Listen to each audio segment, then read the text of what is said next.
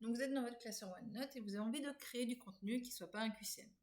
Donc par exemple, vous avez déjà tout fait votre travail les années précédentes et vous n'avez pas envie de recommencer dès le départ. Excusez-moi, j'ai fermé sans le faire exprès. Vous n'avez pas envie de tout recommencer dès le départ.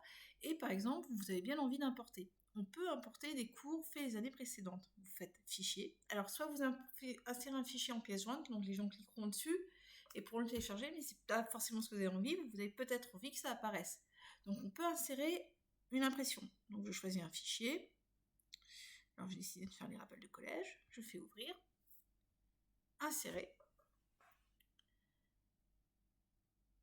Et donc mon fichier va apparaître tel que je l'ai créé il y a plusieurs années. Alors par contre, le truc qui est un peu casse-pied, c'est que vous voyez, c'est une impression, donc je ne peux pas les modifier, c'est un PDF.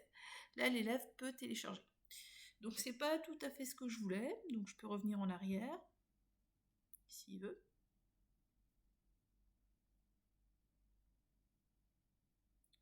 Il a l'air de vouloir, donc on va le faire comme ça. Voilà. Et donc, je vais ouvrir mon document qui m'intéresse. Que je cherche. Voilà. Donc, j'ouvre mon document qui m'intéresse.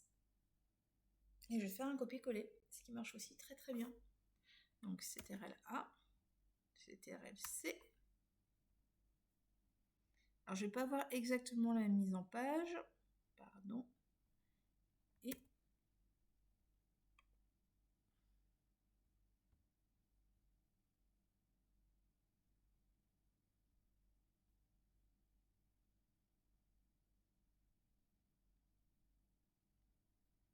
pardon, je suis allée trop vite. Voilà. Il a pris. Donc là, par contre, ça me permettra de pouvoir modifier mon texte. Puisque là, c'est pas un PDF, je peux modifier mon texte. Bon, alors, il y a des choses qui sont moins bien passées. Il faut juste lui laisser un peu de temps parce qu'il y a des choses comme les images qui, quelquefois, passent un peu difficilement. Mais ça peut se faire comme, par exemple, les QR codes. Après, il y a juste à remplacer les images, ça se fait assez facilement. Voilà. Donc, ça permet de revoir un travail assez rapidement. Sur la page 2, je pourrais mettre, par exemple, un test. Donc, je vais réinsérer un test forme. Où je peux mettre un PDF, je peux mettre un fichier PDF qui m'intéressait, on va voir. Alors, une impression de fichier, choisir un fichier, voir où est-ce que j'ai des PDF qui prennent. Normalement.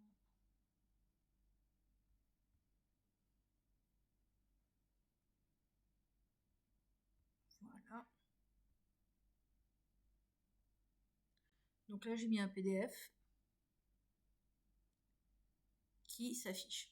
Donc vous voyez que finalement, on peut très facilement mettre un document qu'on avait préalablement fait.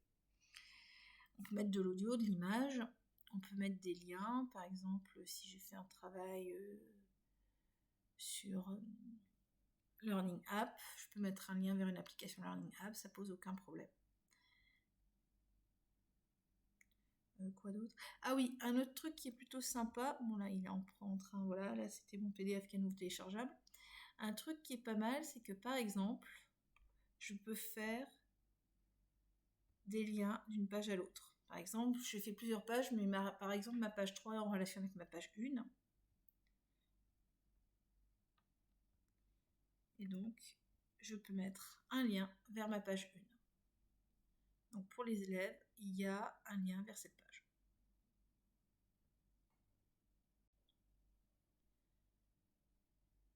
Je peux...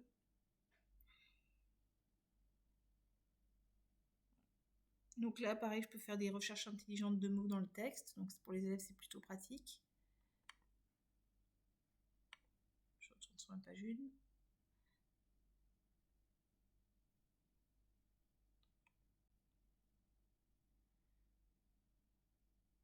Donc là, je peux rajouter des liens, etc. Donc ça, il faudrait quand même que je retravaille un petit peu. parce que effectivement les images sont mal passées. Mais dans l'ensemble, c'est quand même assez pratique de reprendre un ancien travail et de remettre à la place dans un nouveau. Pareil, il y a des choses qui passent pas entre Word et OneNote, que pourtant personnellement j'adore. Ce qui passe absolument pas de l'un à l'autre, c'est ceci. Les smart art, les systèmes de smart art ne marchent pas du tout.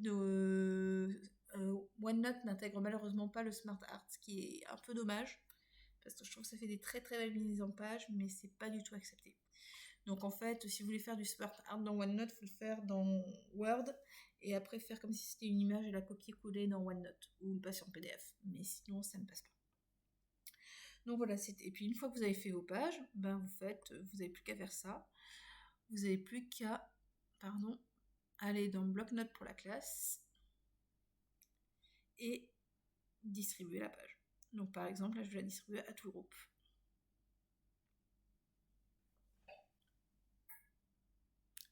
Donc voilà.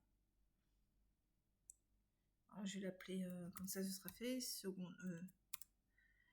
Prof, parce que c'est mes collègues. Et donc toutes les personnes de prof, je vais leur distribuer, comme ça le groupe existera. J'aurai pas besoin de recocher tout le monde.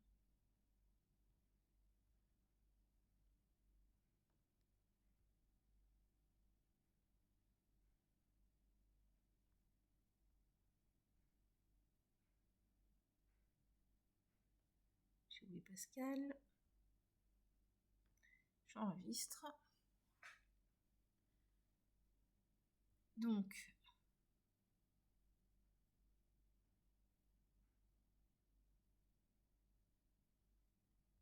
ok.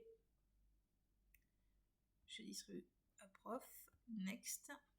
Je vais mettre dans notes de cours.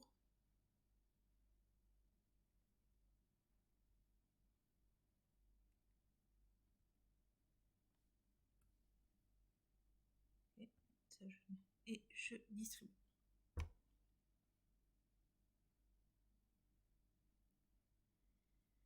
Et donc, la page va être distribuée à tous.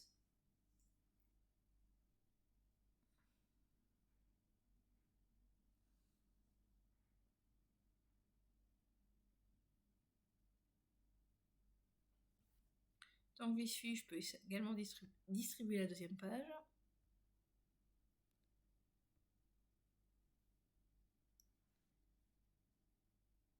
Donc, je la distribue à nouveau à prof. Je mets toujours dans, je l'ai mis dans notes de cours. Je distribue. Donc, la deuxième page va se distribuer. Alors, il y a un truc qui est assez sympa, c'est qu'on peut distribuer d'un groupe à l'autre aussi. Je peux distribuer une page depuis un autre de mes blocs-notes. Donc, je peux faire une distribution inter-bloc-notes. C'est-à-dire que, par exemple, la page 2, je pourrais la mettre dans un autre de mes blocs-notes, ou si, par exemple, dans SNT, j'ai une page qui m'intéresse, je peux la distribuer dans mon bloc-notes Lab Rôle Élève. Donc, en fait, vous pouvez, par exemple, avoir plusieurs blocs-notes pour les secondes, et en fait, en avoir un seul central depuis lequel vous pouvez distribuer à tous vos autres blocs-notes pour avoir des blocs-notes un peu par classe. Pour pas avoir vos 330 élèves de seconde dans le même bloc. Ce qui est quand même plus pratique. Donc, maintenant, je vais voir. Donc, Estelle, théoriquement, à la page 1 et la page 2 avec leurs petits problèmes qui sont injectés dedans, donc dans mes notes de cours. Elle a page 1, page 2. Donc, je voudrais retirer des pages, par exemple. Donc, dans notes de cours. Et donc, je vais supprimer, par exemple, la page 1 parce que je n'en suis pas contente. Et donc, celle-là, elle va se supprimer des 15 blocs-notes, donc de chez tout le monde. Donc, il n'y a pas de souci. Et là, je peux supprimer. Et elle va disparaître de tous les blocs-notes. Alors par contre, contrairement à ce que je disais, a priori, il me proposait également de supprimer les blocs-notes semaine 1, semaine 2, enfin les pages semaine 1, semaine 2 qui étaient dans d'autres blocs-notes. Donc a priori, vous pouvez quand même enlever une page quand même pas sur le même coup, mais plus tard. Parce que semaine 1, semaine 2, si je les enlevais, je vais enlever semaine 1 et semaine 2 que j'ai mis dans les blocs-notes il y a à peu près, dans les classeurs il y a à peu près une semaine, je dirais. Donc il est dans notes de cours. Suivant. Je vais supprimer semaine 2. Et il va être supprimé des blocs-notes. Par contre, il va être supprimé des 8 blocs-notes, pas que du bloc-notes de Estelle. Tous les blocs-notes.